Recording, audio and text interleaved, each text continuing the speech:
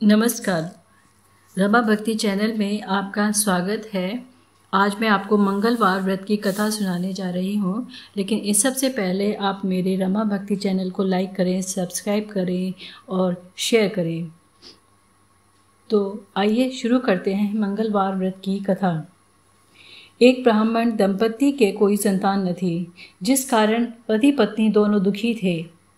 एक समय वह ब्राह्मण हनुमान जी की पूजा हेतु वन में चला गया, जहाँ वह पूजा के साथ महावीर जी से एक पुत्र की कामना किया करता। घर पर उसकी पत्नी भी पुत्र प्राप्ति के लिए मंगलवार का व्रत किया करती थी। मंगलवार के दिन व्रत के अंत में भोजन बनाकर हनुमान जी को भोग लगाने के बाद स्वयं भोजन ग्रहण करती थी। एक बार कोई व्रत आ गया, जिसके कारण ब्राह्मणी भोजन न बना सकी और हनुमान जी का भोग भी नहीं लगा। वह अपने मन में ऐसा प्रण करके सो गई कि अब अगले मंगलवार को हनुमान जी का भोग लगाकर ही अन्न ग्रहण करूंगी। वह भूखी प्यासी 6 दिन पड़ी रही। मंगलवार के दिन उसे मूर्छा आ गई। हनुमान जी उसकी लगन और निष्ठा को देखकर प्रसन्न हो गए। उन्होंने उसे दर्शन दिए और कहा, मैं तुमसे अति प्रसन्न हूँ। मैं तुम्हें एक सुंदर बालक देता हूँ, जो तेरी बहुत सेवा किया करेगा।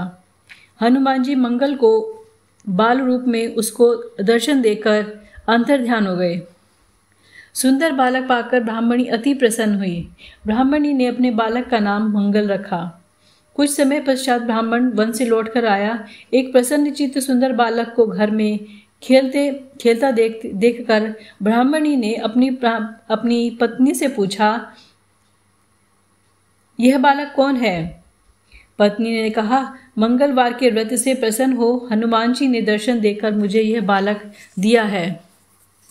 ब्राह्मण को पत्नी की बात पर विश्वास न हुआ। उसने सोचा, उल्टा व्यभिचारिणी अपनी कलुषता छिपाने के लिए बात बना रही है। एक दिन ब्राह्मण कुएं पर पानी भरने गया तो ब्राह्मणी ने कहा, मंगल को भी अपने साथ ले जाओ। ब्राह्मण मंगल को साथ ले गया, परंतु वह उस बालक को नाजायज मानता था, इसलिए उसे कुएं में डालकर पानी भरकर घर वापस आ गया। ब्राह्मणी ने ब्राह्मण से पूछा कि मंगल कहाँ है?